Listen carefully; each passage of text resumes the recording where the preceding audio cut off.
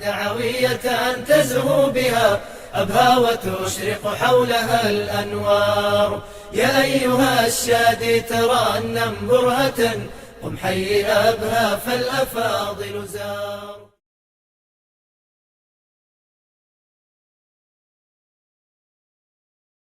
الحمد لله رب العالمين، والصلاة والسلام على أشرف خلق الله أجمعين، سيدنا ونبينا محمد صلى الله عليه وسلم. في هذا اليوم بعد صلاة العصر كما رأيتم بدأنا في هذا البرنامج مدخل إلى علم اللغة العربية، وتحدثنا عن أن علم اللغة العربية يمكن حصر جميع فروعه في 6 فروع. هذه الفروع التي ترونها، وتحدثت في هذا اليوم عن فقه اللغة، وقلت إن هدفنا في هذا البرنامج هو إعداد المداخل لا غير، مع التركيز على قضايا رئيسة أرى أنها ملحة، يعني الحديث عنها ملح. فتحدثنا عن تصورنا لمستويات أداء اللغة العربية، على أن يعني من أراد أن يبني نفسه علميا في فقه اللغة يعني يبدأ بفقه اللغة في هذه الجوانب الثلاثة: تاريخ اللغة ومعاجم اللغة وخصائص اللغة. ويمكن رجع جميع ما كتبه العلماء إلى هذه الأمور الثلاثة. طبعا أنا في كل فرع كلها 3 أيام أركز على قضية واحدة، بالإضافة إلى تحقيق المقصد الرئيس من هذا البرنامج، وهو وضع المداخل العلمية للعلوم. العلم الثاني الذي نتحدث عنه في مجلس هذه الليلة هو علم الأصوات. والحقيقة هذا الفرع مهم للغاية، وسأتحدث فيه بإذن الله تعالى يعني عن قضايا مهمة وغائبة، مهمة جدا وغائبة كما سترون إن شاء الله تعالى. علم الأصوات، كل ما كتبه العلماء في علم الأصوات تحدثوا عن مخارج الحروف، وعن صفات الحروف، وعن تفاعل الحروف. قد يكون المصطلح الأول مألوف لأن درسناه كلنا في التجويد، مخارج الحروف وصفات الحروف أيضا، ولكن المصطلح الذي سنركز عليه في هذا اليوم هو قضية تفاعل.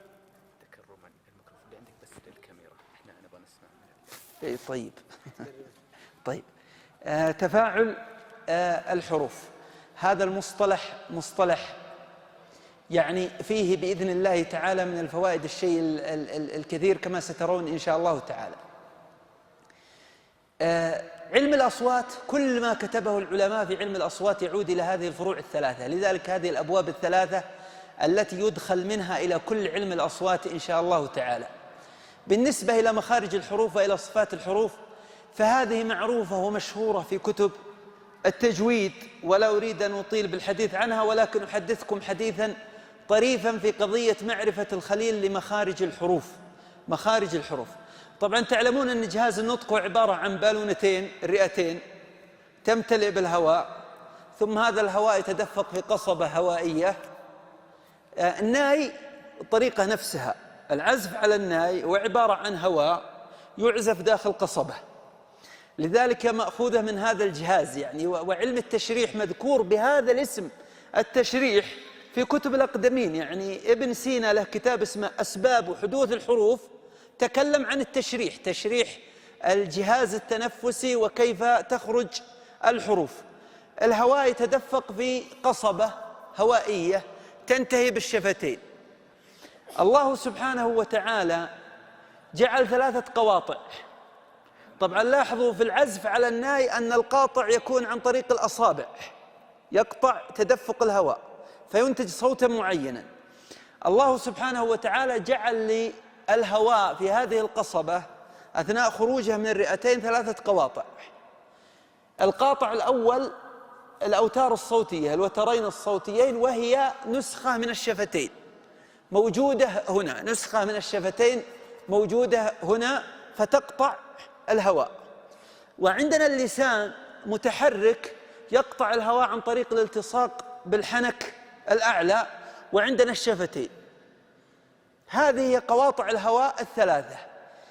قطع الهواء يحدث هذه الأصوات بقدرة الله تعالى وبحركة سبحان الله لا إرادية عجيبة. لذلك هذا الجهاز، القصبة الهوائية والرئتين مع هذه القواطع ال3، يستحيل أن تنتج أي آلة مصنوعة يعني ما تنتجه من أصوات. القطع الهواء يكون عن طريق قطعا تاما بمعنى إغلاق أو تضييق مجرى الهواء بحيث يحدث فالخليل كشف جميع مخارج الأصوات بآلية واحدة رحمه الله.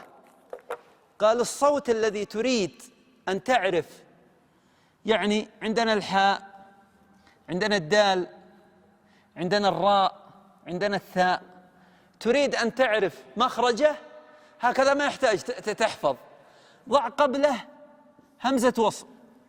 فإذا أردت أن تعرف مخرج الحاء لا تقول حاء، قل إح، تلمس تجده يخرج من الحلق.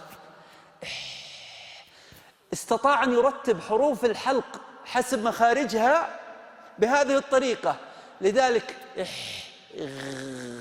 تجد الغين مرتفعة هنا في أعلى الحلق، في حين أن الحاء من وسط الحلق انظر إلى تجدها تحت، الحاء قليلا، الحاء قليلا.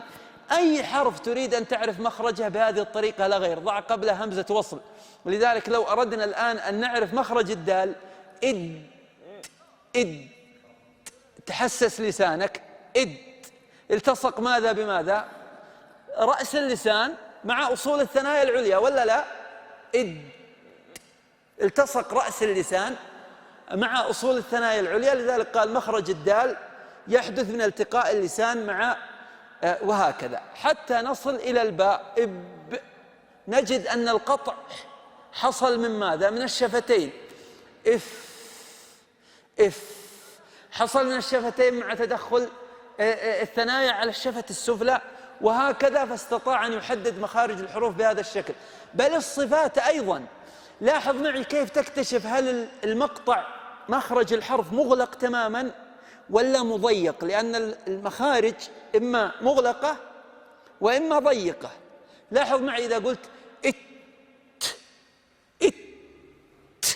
ضع يدك أمام فمك تجد أن الهواء انقطع تماما ثم خرج دفعة واحدة. لكن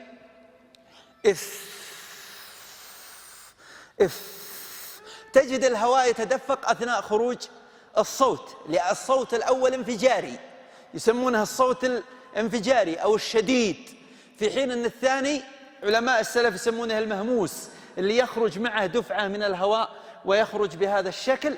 فأصبحت الأصوات تخرج بهذا الشكل وحرروا صفاتها، ولا أريد أن أطيل كثيرا في هذه المسألة لأنها معروفة، وإنما وضعنا هذه الأبواب الثلاثة.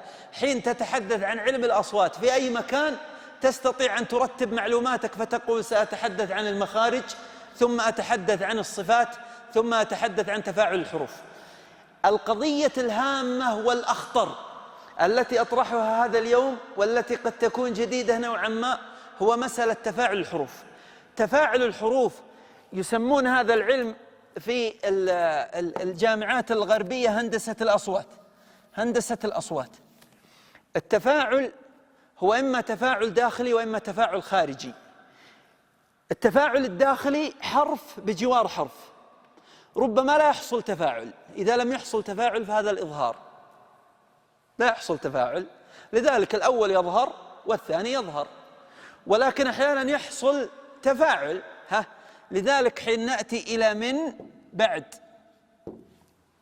مجاورة النون الساكنة للباء تؤدي إلى تفاعل. هذا التفاعل يؤدي إلى حكم سموه ماذا؟ الإقلاب. من بعد. إذن هناك تفاعل صوتي، تفاعل داخلي وتفاعل خارجي. هذا التفاعل قد يكون إذا حدث التفاعل فهو يحدث على 3 صور بالنسبة إلى النون، إما إقلاب وإما إخفاء وإما إدغام. والإدغام هذا على درجتين: تفاعل قوي إدغام بغنة، تفاعل ضعيف إدغام بغير غنة. إذا لم يحدث التفاعل فهذا حكم ماذا؟ الإظهار. كذلك الميم المشددة، لاحظوا معي أحكام النون الساكنة، أحكام الميم الساكنة، ثم نأتي إلى أحكام المتماثلين والمتجانسين. الذي يحدث هو تفاعل. قد تقول، الدال مع التاء تصبح قد تقول، قد تقول، فأدت إلى الإدغام. الإدغام هو نتيجة تفاعل صوتين متجاورين. لذلك يمكن جمع، طبعا شوفوا يا إخوان، قضية جمع الفروع ووضعها في أصول، يعني تأصيل الفروع، هذا لا يطيقه إلا قلة من العلماء. ابن تيمية والذهبي كانوا يدرسون عند نفس الشيخ. الذهبي يجيد أن يكتب سير أعلام النبلاء، الله فتح عليه بهذا، يبسط. لكن كم واحد عندنا مثل ابن تيمية وابن عباس يستطيعون لم الفروع؟ أنا حين درست الأدلة العقلية وجدت بعض الحاضرين الآن في رسالة دكتوراه، يعني المفروض أنها تكون في غاية الجودة، قال ويمكن قسمتها إلى 37 قسم ولم أحصها. رجعت عند ابن تيمية قال 2، كلها هذه 2 لا ثالث لها. لذلك تجد بعض كتب أصول النحو في 8 مجلدات، وتجد صفي الدين الهندي 10 مجلدات، لكن آل تيمية 3 طلعوا بكتاب المسودة في أصول الفقه، وهم 3 الجد والابن والحفيد. لذلك كتاب المسودة في أصول الفقه لآل تيمية، يسردون أسماء 3 والله ونعم الآل. لذلك طلعوا بكتاب واحد، لأن فيه جمع للفروع ووضعها في ماذا؟ في كليات. لذلك هذه كلها نضعها في التفاعل. طيب الآن معلش، الآن ما الجديد؟ طيب ما الجديد؟ هذه كلها معروفة. الجديد الذي أريد أن أتحدث عنه الآن هو التفاعل الخارجي، الذي يمكن أن أسميه، وهذا يهم الخطباء كثيرا، الذي يمكن أن أسميه التنغيم، أو يمكن أن أسميه الإيقاع اللغوي. الإيقاع اللغوي، الإيقاع اللغوي هو عبارة عن غلاف خارجي للكلام، وهذا مهم جدا. شوفوا يا إخوان، الله سبحانه وتعالى ما حرم شيء لو جعله بديل، وحين حرم الموسيقى فقد جعل البديل هو الإيقاع اللغوي. والوجه الإعجاز الأظهر في القرآن الكريم هو الجرس القرآني، الإيقاع القرآني. لذلك الإخوان المصريين الذين يتفاعلون مع قراء القرآن مع عبد الباسط وغيره، هل فهموا المعاني يعني وتدبروها وعرفوا تفسيرها لذلك صيحوا، ولا بناء على الجرس والإيقاع؟ بناء على الجرس والإيقاع. طيب ننتقل مشهد ونعود 1400 أكثر من 1400 سنة. الوليد بن المغيرة لما راح سمع من الرسول صلى الله عليه وسلم، إيش اللي لفت نظره؟ قال يحدثنا عن نار وجنة والنار فيها، أبدا كل هذا الكلام ولا لفت انتباهه.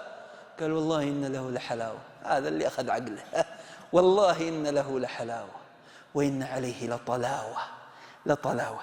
العرب أقصى شيء قدرت تصل له الشعر، إني أجيب لك كلام في إيقاع ويطربك، لكن الإعجاز إني أجيب لك كلام ما هو بشعر وأتحداك بشعرك تحاكيه. في ماذا؟ في إطرابه. لذلك القرآن الكريم قالوا لا يمل مع كثرة الترديد والتكرار. لذلك وجه من أوجه إعجاز القرآن الكريم هذه الحلاوة اللي تشعر بها إذا سمعتها من بعض القراء، تتجاوز مسألة الأذن إلى درجة أنك تشعر بأثرها في جسدك. لذلك الموسيقى المصنوعة يمكن أن تحدث أحد معنيين لا ثالث لهما المحرمة، إما الفرح اللي يتجاوز الطور حتى يصل بك إلى مرحلة الطرب الذي يخرجك عن حدود كذا، أو الحزن. لكن القرآن الكريم يحدث في داخلك مجموعة من المعاني لا تستطيع أن تصفها. لذلك لا يوجد كلمة يمكن أن تحيط بالمعاني التي يوجدها الجرس القرآني، الإيقاع القرآني وحده في النفس إلا كلمة واحدة، انشراح، تشعر بانشراح، لكن لا تستطيع أن تصنفها بعد ذلك. لذلك أخبرني الدكتور حسن العمري استشاري الأمراض النفسية أن بعض العلماء في الغرب وصلوا إلى قناعة، وأنا أنقل عنه بسند عال، يعني قال لي حدثني، قال أن بعض العلماء وصلوا إلى قناعة أنه يجيه الواحد متشنج بدل ما أعطيه إبرة شغل له قرآن، هو أعجمي أساسا، هو أعجمي، ومع ذلك تهدأ أعصابه ويرتاح، لأن الله سبحانه وتعالى أوجد هذا الإعجاز الإعجاز في لغة القرآن، لذلك يستحيل أن يمل. ثم بعد ذلك تختلف الأذواق، واحد يحب أن يسمع القرآن بصوت الشيخ ماهر معيقلي، وواحد عبد الباسط، وواحد كذا، لأنه يجد أن أثره في داخله أكثر. لذلك لا يمكن أن ينزع حب الغناء من قلب المبتلى به إلا حين يزاحمه بماذا؟ حين يزاحمه بالقرآن، لأن فيه جانب موسيقي عجيب يغذي النفس بهذه المعاني. هذه المسألة الأولى. المسألة الثانية أن الكتاب الكبار لا يتفاوتون ترى في السجع، إني أسجع في كلامي، ولا يتفاوتون في الإغراف في الكلمات. الذي يستطيع أن ينفذ إلى لغة الكتاب الكبار هم الذين يعني الكاتب الكبير هو الذي يستطيع أن يجعل كلامه، خطبته، مقالته أكثر طراوة وحلاوة. وهذه التطرية والتحلية للكلام لها آلات وأدوات أتحدث عنها الآن، وهذه مسألة مهمة جدا، كيف تخلي كلامك أكثر طراء وحلاوة. خلونا نبدأ بالقرآن الكريم. لاحظوا: والله على كل شيء قدير. لاحظوا معي، ولا تبديل على كلام الله تعالى. لو أخذت هذه وجبتها هنا وقلت والله قدير على كل شيء، الألفاظ هي قدمت وأخرت. العلماء يدرسون التقديم والتأخير من ناحية تأثيره على المعاني، ولكن يجب أن نلتفت إلى تأثير التقديم والتأخير على ماذا؟ على الإيقاع، على تطرية لذلك حين أقول والله على كل شيء قدير، ليست مثل والله قدير على كل شيء. في شيء غريب، تشعر أن في شيء ما هو مستقيم. لذلك حين تأتي في الفاتحة الحمد لله رب العالمين الرحمن الرحيم مالك يوم الدين، لو قلنا نعبدك ونستعينك، اختل هذا الانتظام النغم الواحد، لكن قدم إياك نعبد وإياك نستعين. لذلك كبار الكتاب هم الذين يحافظون على هذه السمة، كيف تجعل لغتك عن طريق التقديم والتأخير، عن طريق الإتيان بالبديل. يعني لو أن الله تعالى قال وهم ينهون عنه ويبتعدون عنه، المعنى هو، لكن هل هي من ناحية الحلاوة في الأذن مثل وهم ينهون عنه وينأون؟ لاحظتوا؟ ينهون وينأون. إذن هناك جانب موسيقي معجز، ولا يوجد نص واحد يسير على هذا الإيقاع ولا يمل كالنص القرآني، مع أنه ليس من الشعر وإنما. وهذه المسألة هي مسألة تتبارى فيها الأذواق أبدا. لذلك حتى القصائد يستحيل أن تجد شاعر يستطيع أن ينظم قصيدة، وأنا أتحدث في هذا حديث مجرب، يعني أن ينظم قصيدة تسير على إيقاع واحد وكذا. لذلك وجدنا العلماء يتحدثون عن بيت القصيدة، يعني القصيدة هذه كلها فيها البيت الفلاني، لكن القرآن الكريم كله أتى على مستوى واحد من الإعجاز من الناحية ماذا؟ من الناحية الموسيقية. لذلك الذي يكتب الخطبة يجب ألا يشغله كثرة السجع وإيجاد المقاطع بقدر ما يشغله كيف تصبح عباراته ماذا؟ أكثر حلاوة في أذن السامع. لذلك حين تقرأ البيان والتبيين للجاحظ، وحين تقرأ مقدمة تأويل مشكل القرآن لابن قتيبة، وحين تقرأ مقدمة استنفذ طاقته في هذه 5 أو 6 صفحات الأولى، ثم بعد ذلك بدأ يقل هذا. لذلك تجد سيد قطب مثلا في ظلال القرآن في بعض المواضع منها أبدع، تقرأ شيء عجيب، لكن في مواضع ثانية تكاد تقسم أن كاتب هذا ليس بهذا. لكن تأتي في القرآن الكريم تجده كله يسير على مستوى واحد من هذا الإبداع. لذلك هذا يجب ألا يغيب عن أذهاننا حين نتحدث عن علم الأصوات وقضية تفاعل الحروف. هناك قضية أخرى أثناء الإلقاء أيضا مهمة جدا، وهي مسألة التنغيم. أنا أريد في مسألة التنغيم هذه أن أقرأ عليكم بعض عجائب قصص العرب. التنغيم، الكلمة الواحدة قد تقال بأكثر من طريقة صوتية، بأكثر من غلاف صوتي. أنا أريد أن أقرأ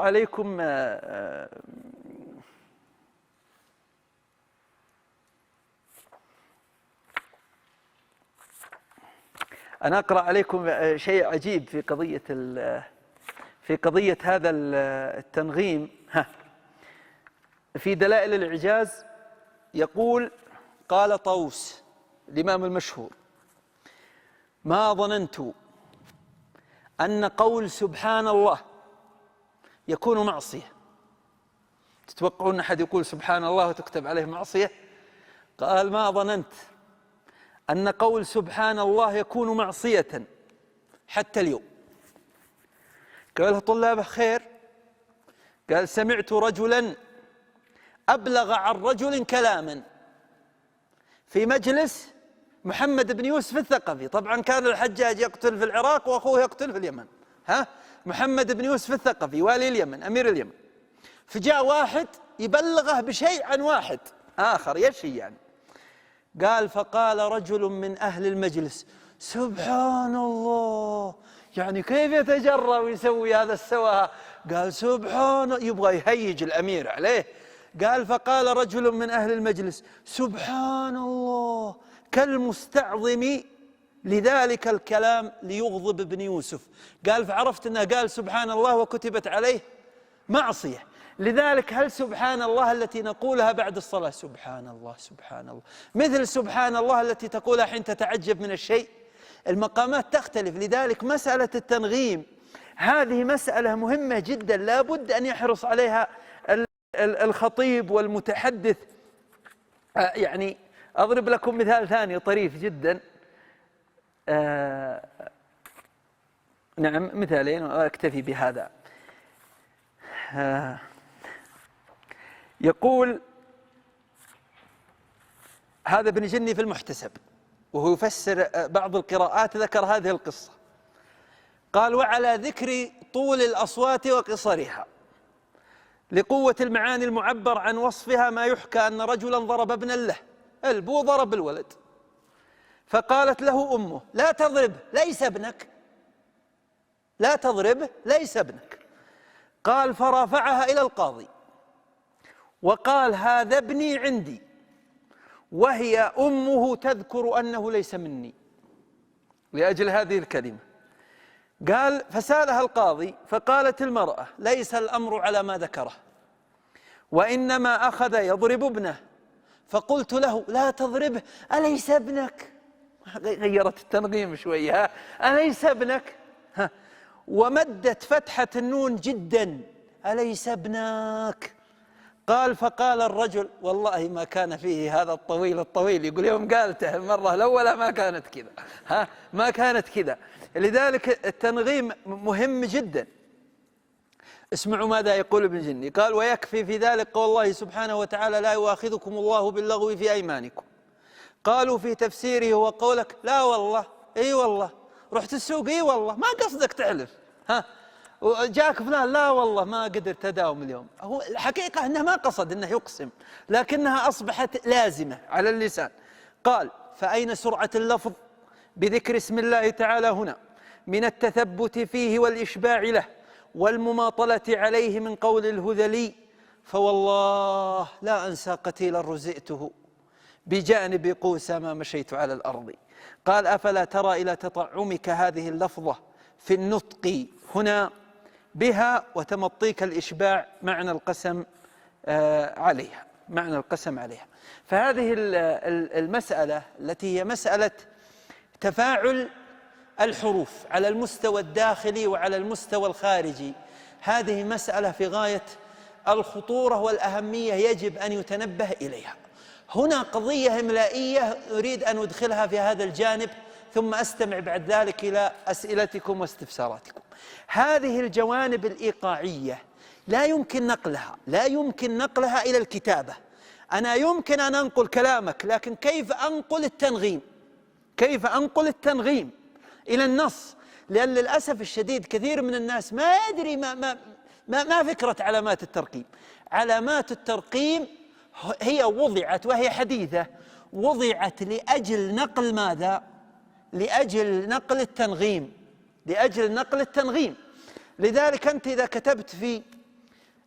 إذا كتبت سبحان الله وكان السياق ليس سياق ذكر وإنما سياق تعجب أو اندهاش، فتضع بعدها علامة التعجب. ما الهدف من هذه العلامة؟ نضعها ولا نعرف المراد منها. الهدف هو أن هذه العلامة توحي بأن نطق هذه الكلمة ليس سبحان الله وإنما سبحان الله بهذا الشكل، لأن فيها ماذا؟ فيها هذه العلامة التي تنقل هذا الأثر، الذي تنقل هذا الأثر. لذلك حين نضع علامات الترقيم فإننا نضع علامات الترقيم لضبط التنغيم. بعض الناس كل ما رأى واو حرف عطف حضر فلان وفلان وفلان حط فاصلة فاصلة فاصلة فاصلة. إذا كان عندك 10 معطوفات حط لك 10 فواصل. لا، ليست المسألة على هذا، وإنما المراد من الفاصلة هو أن تضع الفاصلة في المكان الذي يحسن الوقف عليه عند قراءة ماذا؟ عند قراءة الخطبة. أنت تقرأ الخطبة وتجد هنا موقف فتضع فاصلة.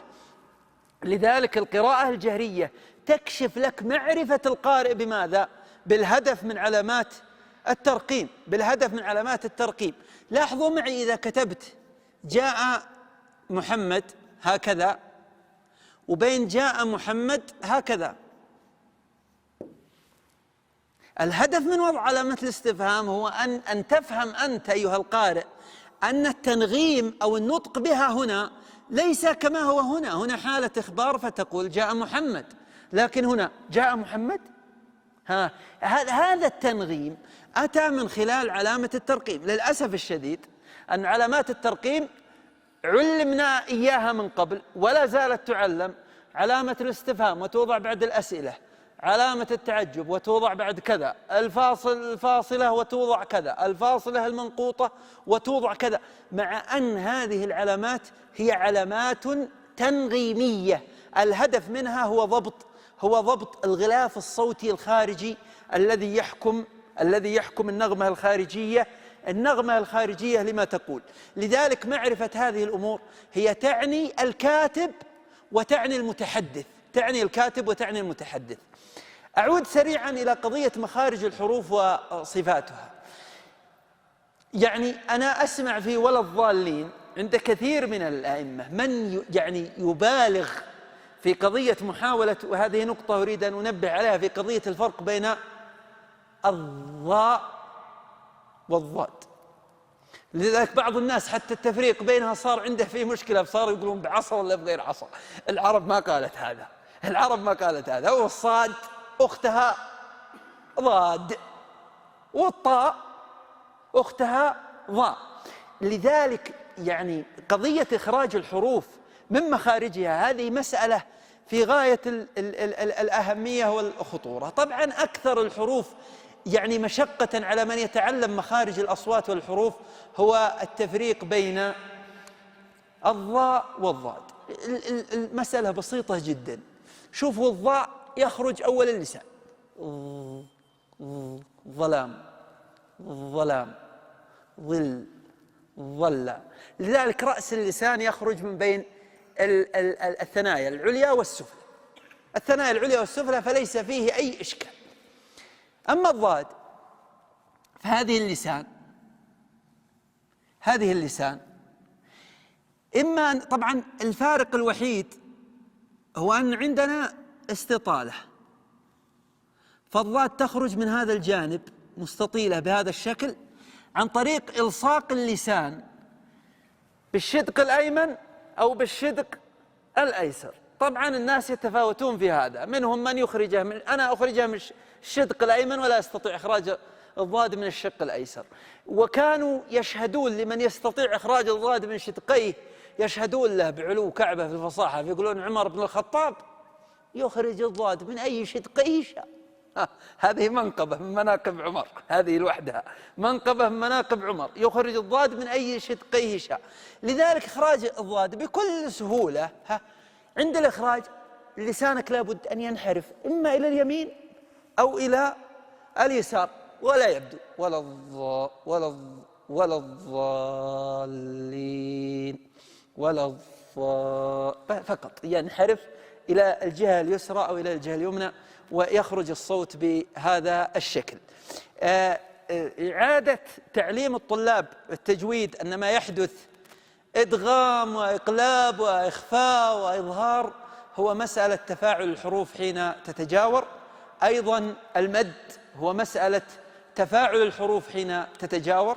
لذلك عندي الألف في الحاقة ليست كالألف في القارعة، الحاقة ليست كالألف التي في القارعة، لأن الألف هنا جاورها حرف مشدد، وهذا يؤدي إلى وجوب مدها أكثر، في حين أن القارعة أتى بعدها حرف مفرد. إذن المسألة مسألة تجاور، مسألة تفاعل بين الحروف، لذلك نقول الحاقة،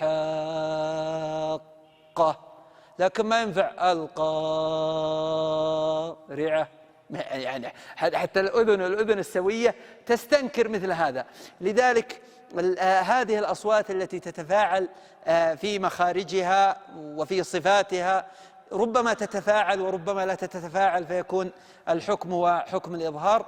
على كل حال علم الأصوات هو هذا العلم الذي ترونه، يمكن رجع كل ما يحدث إلى هذه الأمور الثلاثة كما ترون.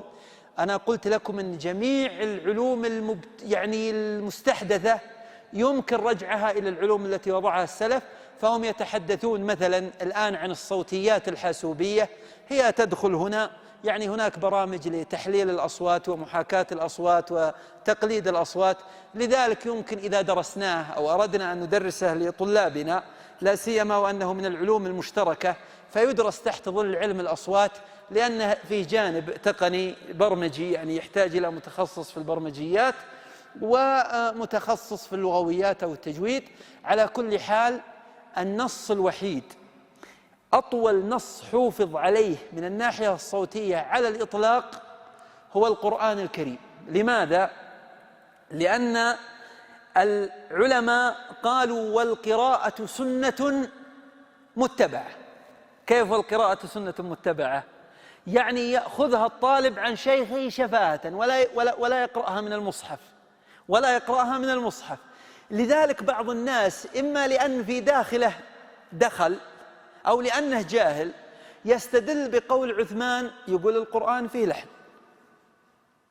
يعني تعالى الله عما يقولون علوا عظيما، إيش دليلك على أن فيه لحن؟ قال عثمان يوم جابوا له المصحف العثماني قال إني لا أرى فيه لحنا ستقيمه العرب بألسنته.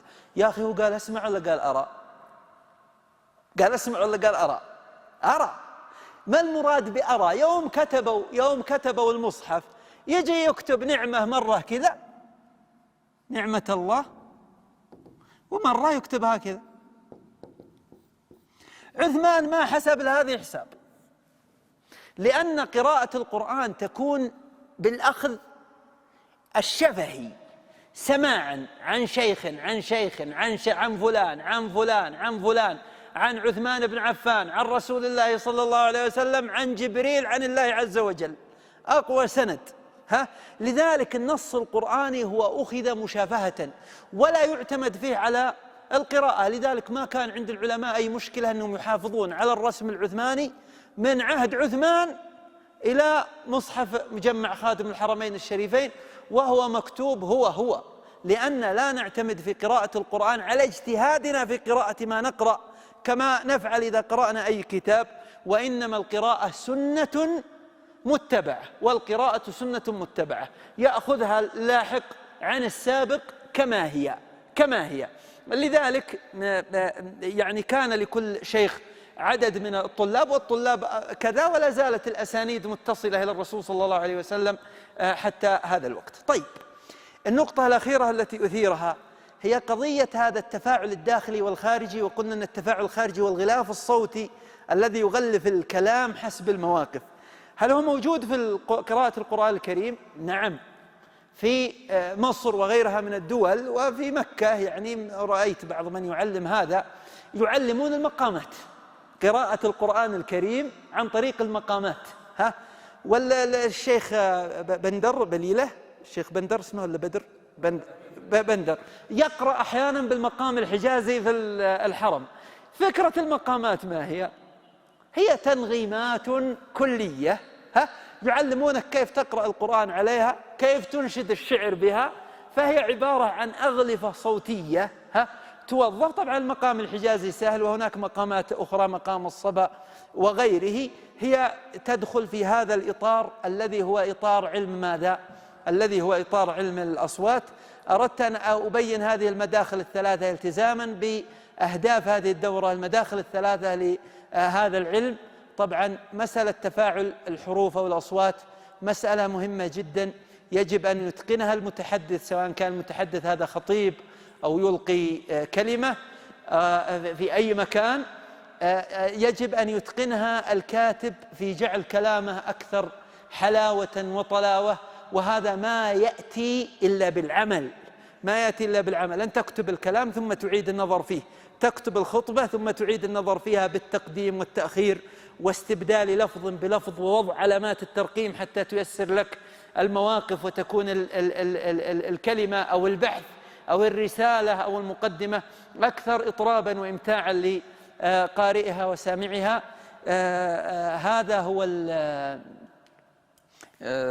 هو الفرع الثاني من الفروع. أخذنا فقه اللغة وتحدثنا عن أهم قضية فيه، وهي قضية تصور اللغة، ثم تحدثنا عن علم الأصوات ورجعناه إلى 3 مداخل.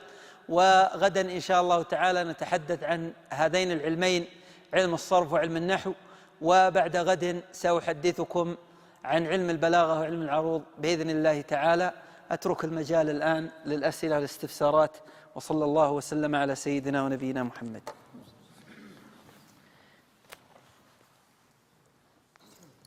تفضلوا يا مشايخ، تفضل. اللسان والشفتين والأوتار أو الحبال الصوتية.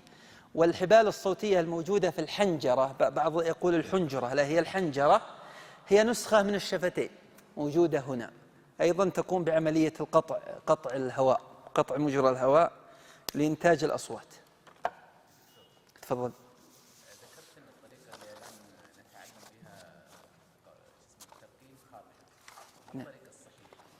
الطريقة الصحيحة هو ربط علامة الترقيم بالنغم، بالمقام الإيقاعي. المقام الإيقاعي يعني لا يجوز أن نقول مثلا إن الفاصلة توضع بين جملتين متعاطفتين أو بين متعاطفين، ثم آتي أقول حضر محمد وعلي وخالد، أحط بعد محمد فاصلة وعلي فاصلة وخالد فاصلة. لا، ليس المراد هذا، وإنما يجب أن يقال وتوضع الفاصلة في مواقع الوقف الجائز، في مواضع الوقف الجائز توضع فاصلة.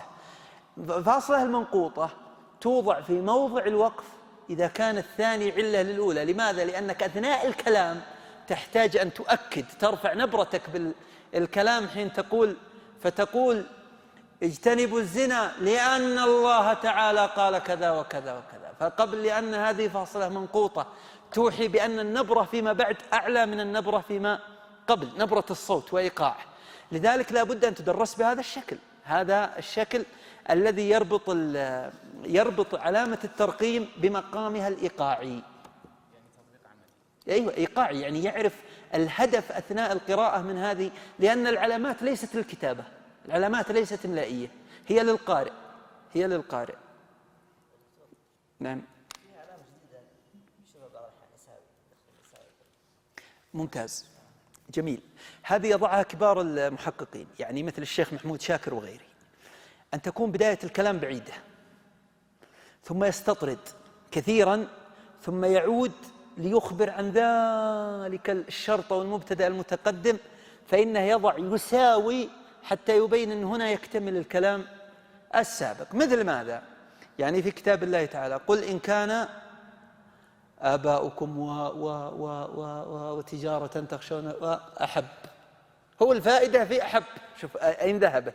فأحيانا في الكلام العادي كما في تحقيقات الشيخ محمود شاكر تجد حريص على هذه يساوي، يضعها ليبين أن هذه الكلمة لها علاقة بأول الفقرة أو أول النص. تفضل يا شيخ محمد. بالنسبة للسؤال من شقين، الشق الأول أين توضع الفواصل إذا كان حضر محمد وعلي وأحمد وخالد وفهد أين توضع إذا كان على حسب ربط بالنغم الموسيقي؟ نعم، هو أثناء قراءتك للخطبة التي ستقرأها تنظر أين الموقف الذي ستقف فيه، ثم تضع الفاصلة. يعني في مثل هذا المقام توضع بعد انتهاء الجملة. انتهاء هذه المتعاطفات لأنها متعاطفات فردية، كلمة على كلمة، حين تنتهي تضع الفاصلة. لذلك الفاصلة توضع في أماكن الوقف، بحيث أنك لو ضبطت خطبتك بالفاصلة وأعطيتها غيرك ممن يعلم هذا قرأها مثل أو أداها مثل قراءتك أو قريب منها، قريب جدا منها. هذه العلامات يا شباب موجودة، ترى علامات الترقيم موجودة في القرآن ولكن بصيغة أخرى. لذلك تجد جيم الوقف الجائز، وتجد القاف واللام والألف يقول لك تبغى توقف تبغى تصل بس الوقف أولى، وهناك الصاد واللام والألف الوصل أولى. يحط لك لا أنت بتوقف، يحط لك ميم الوقف لازم، لأنها تراعي ناحيتين، تراعي المعاني وتراعي أيضا المقاطع والمواقف. أيضا فواصل الآيات يسمونها فواصل الآيات، وهي تقابل في الشعر القوافي اللي هي مقطع الآية. لذلك يقولون الرسول صلى الله عليه وسلم كان يقرأ الفاتحة آية آية، يعني يقف عند نهاية كل آية، طريقتها في الآداء صلى الله عليه وسلم. تفضل الشيخ. والله هذه من الصعب أن تجد مرجعا واحدا، أنا وضعت لها عنوان وبينت فروعها. يعني قسمنا تفاعل الأصوات إلى تفاعل داخلي، هذا موجود في كتب التجويد اللي هو أحكام النون الساكنة وأحكام الميم الساكنة وأحكام المدود، وأيضا الإمالة، لأن ما كل حرف يمال، وإنما هي تمال لمجاورتها لكسر أو مجاورتها لياء أو هكذا. بالنسبة للتفاعل الخارجي فهذه كتبت فيها أبحاث كثيرة. طبعا أول من لفت النظر إليه وركز عليه كثيرا ابن جني في الخصائص، وإن لم يكن يعني استغرقه، ولكن كتبت بعد ذلك أبحاث، منها بحث قرأته مؤخرا اسمه الجرس القرآني للسور المكية، يعني توصل إلى أن السور المكية في إيقاعها تختلف عن السور المدنية من ناحية الإيقاع. بل من أعجب ما سمعت أن شيخي الدكتور سليمان العايد قال أنه أصبح على قناعة تامة أن لكل سورة من القرآن إيقاع يختلف عن الأخرى، وأنها 114 إيقاعا للسور القرآنية، وقال لي أنه يعمل على يعني إثبات هذا. وقد بدأت الدراسات في هذا الجانب، في أبحاث كثيرة موجودة على تتحدث عن التنغيم، ولي بحث منشور في جامعة أم القرى اسمه أداء الكلام وعلاقته بالمعنى والإعراب، وقد وضعت منه نسخة على الشبكة. ممتاز. طيب يا شيخ، زميلكم يسأل يقول ما الفرق بين مجمع ومجمع؟ طبعا المجمع هو اسم مكان من جمع، فنقول جمع تصبح على مفعل مجمع. أما مجمع فهو اسم مكان من جمع بالتشديد فتصبح مجمع، وهذه سنتحدث عنها إن شاء الله تعالى في علم الصرف، وهو الحديث عن الأبنية إن شاء الله. تفضل يا شيخ.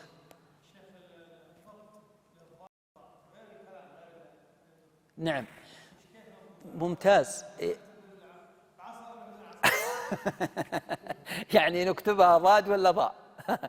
الشيخ يتحدث عن التفريق غير الصوتي، التفريق الكتابي. التفريق الكتابي الهمة هذه من المسائل التي أعجزت العلماء.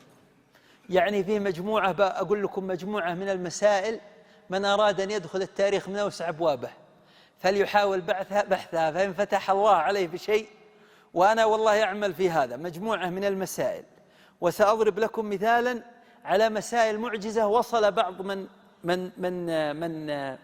من وقف لها حياته إلى حل.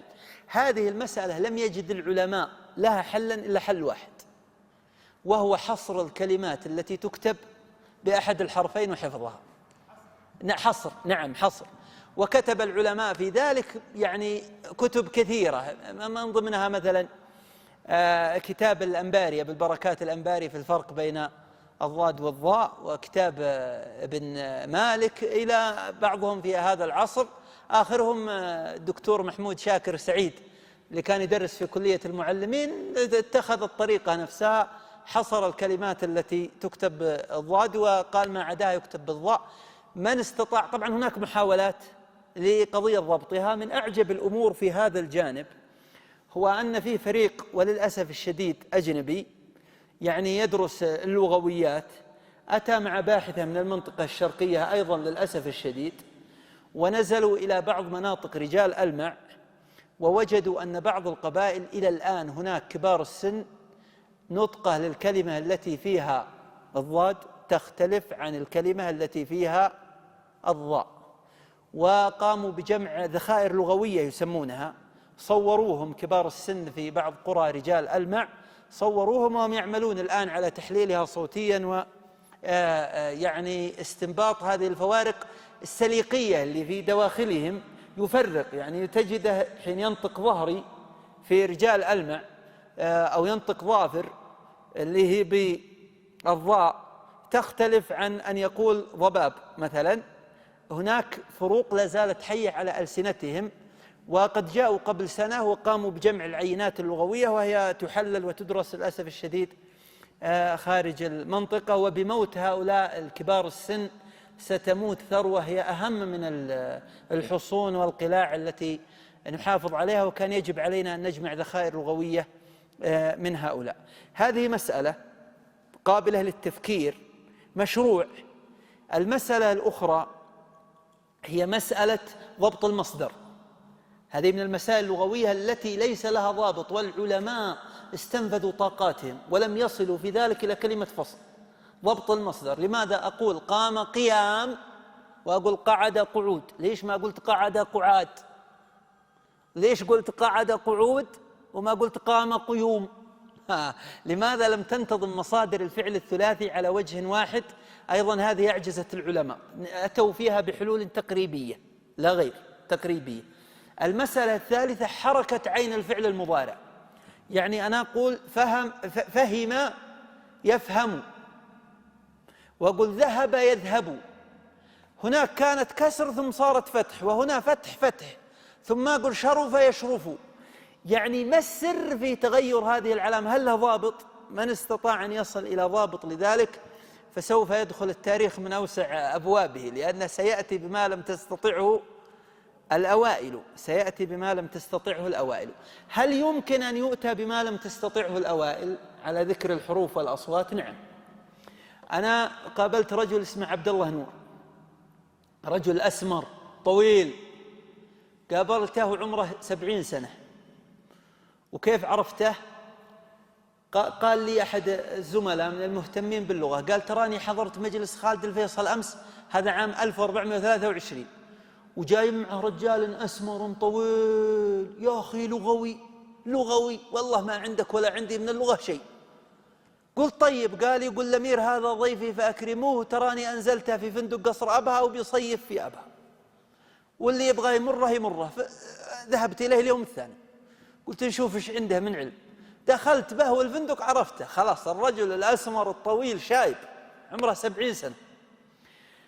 فمكث في أبها حوالي 40 يوم، كنت أمره كل يوم الساعة 8 وأعيده الساعة 8 لأنه ينام مبكر، وأقضي معه النهار كله، لأني وجدت عنده شيء عجيب ليس عند الناس، ليس عند الناس.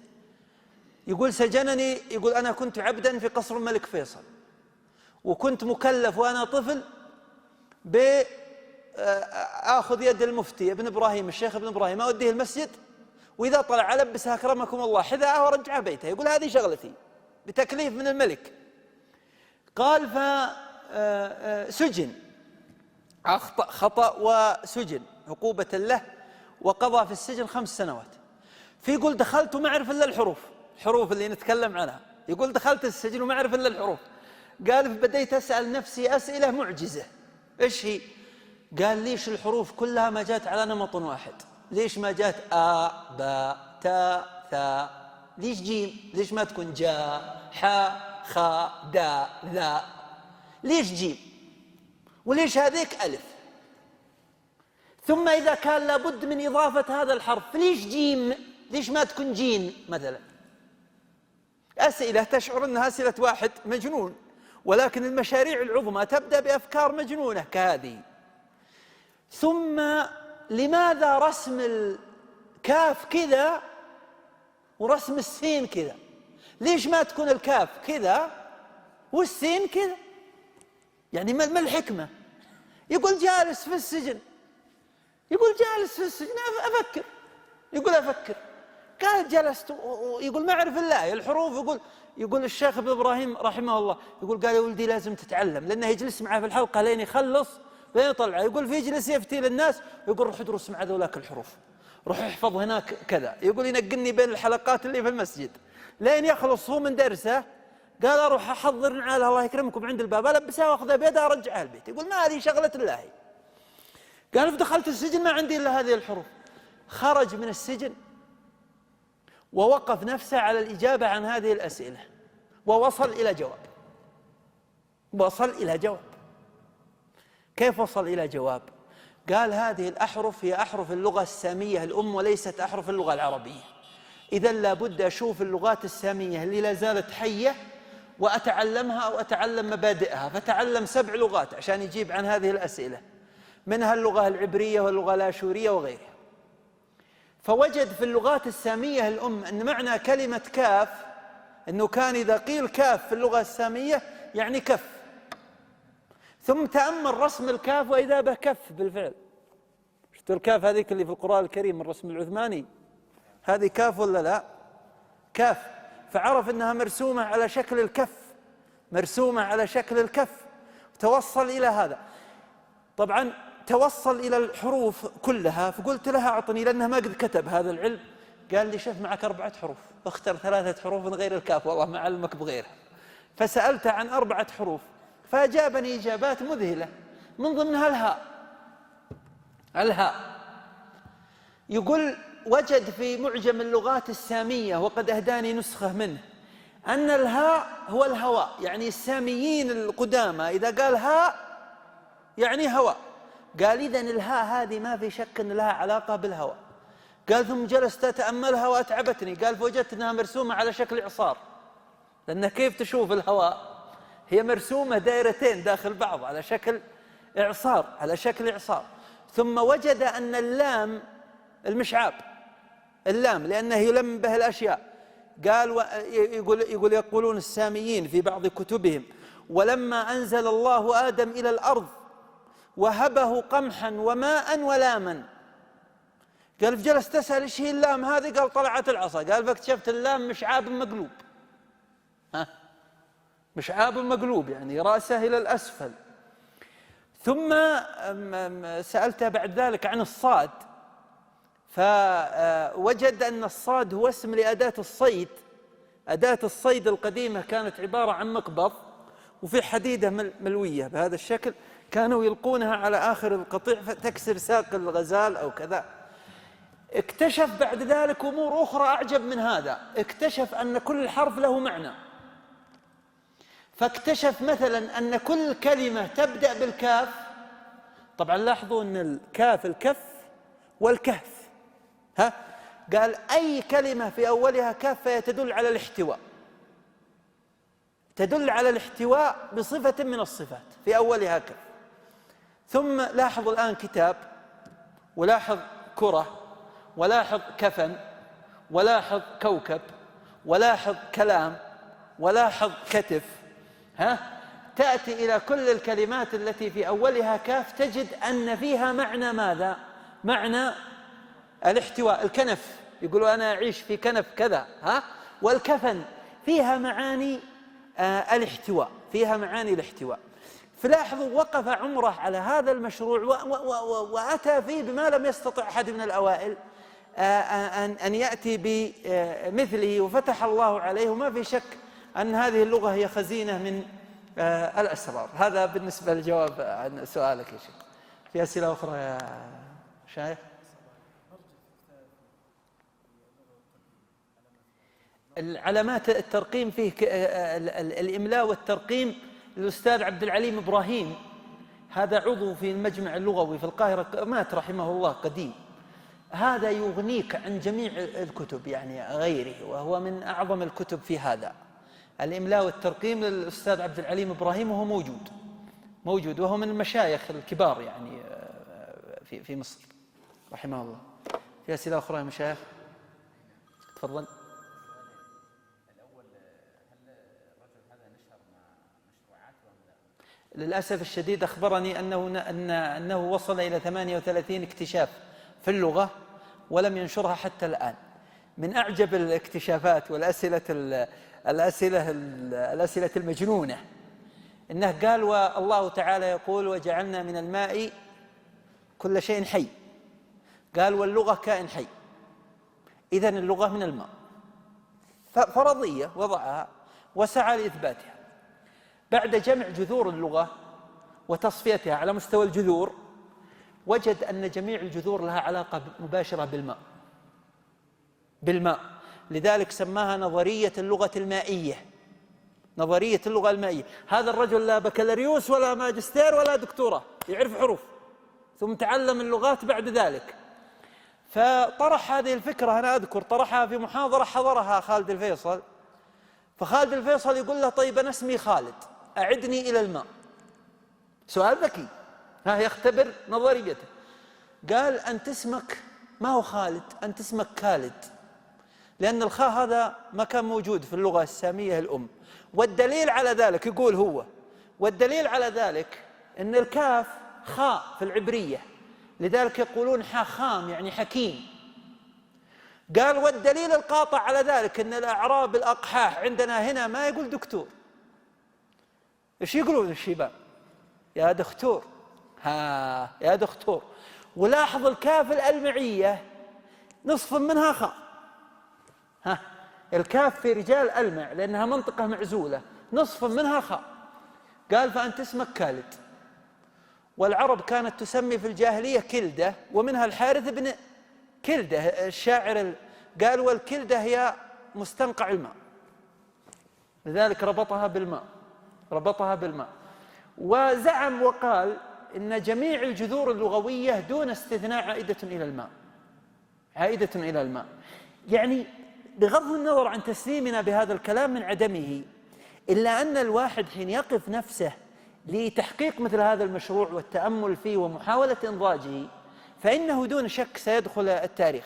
كم عرفت الدنيا من الأثرياء وأصحاب الأموال والقصور، ولكن التاريخ أغفلهم، في حين أن أصحاب المؤلفات والعلم وكذا حفظ التاريخ. وهذا نوع من أنواع عدالة الله سبحانه وتعالى. فيعني ما أخذه في عصره لا يمكن أن يمتد إلى العصور الأخرى. تفضل. طيب، هل في تنبيهات مهمة حتى يكون دراسة التجويد دراسة متقنة؟ في دراسة ماذا؟ التجويد. هي المسألة وأن القضايا الصوتية مثل قضايا المخارج وتحقيق الصفات يجب أن يكون الذي تدرس عليه أن يكون خبير في هذه المسائل، في مسائل المخارج. بل إن الآن يعني أذكر الشيخ عبيد الله الأفغاني كان طبعا معمل صوتي رحمه الله، كان يقرأ الواحد عليه الفاتحة مرة مرتين ويجلس يجود وكذا، ويروح يرجع لشيخه في كلية الشريعة ويتعلم عليه، ثم يجي للشيخ المسجد قال: لا أنت مخارج الحروف عندك مختلة. الآن صار فيه ضبط المخارج والصفات. بعض البرامج الحاسوبية تستطيع أن تكتشف إتقانك للنطق من عدمه عن طريقها. لذلك مثل الشيخ عبيد الله الأفغاني تقرأ أمامه وأنت مطمئن أنه سيقيس لك قياسا دقيقا جدا. فهذا هو المهم، أن يكون يعني من تقرأ عليه يعني لديه الخبرة الكافية، أو يمكن أن تستعين أيضا بالبرامج الحاسوبية في معرفة إتقان نطقك، ومع التكرار يعني تتعدل العوائد النطقية والعادات النطقية عندك بإذن الله تعالى. تفضل. الفرق بين قصة وبين نقص ونقص. ممتاز. يعني هذه إن شاء الله تأتي معنا غدا في قضية الأبنية الصرفية واختلافها والفك. وطبعا العلماء يتحدثون في هذا حديث، إلا أنهم يقولون أن المعاني التي يقولونها ليست قاطعة وإنما هي تقريبية، لأنهم يخشون أن يكون ذلك من القول على الله تعالى بغير علم، فيتحدثون عن اغضض وغض ونحوها، وسوف نتحدث عن هذا غدا إن شاء الله تعالى بإذن الله. صلى الله وسلم على سيدنا ونبينا محمد. دعوية تزهو بها أبهى وتشرق حولها الأنوار. يا أيها الشادي ترى برهة، قم حي أبهى فالأفاضل زار.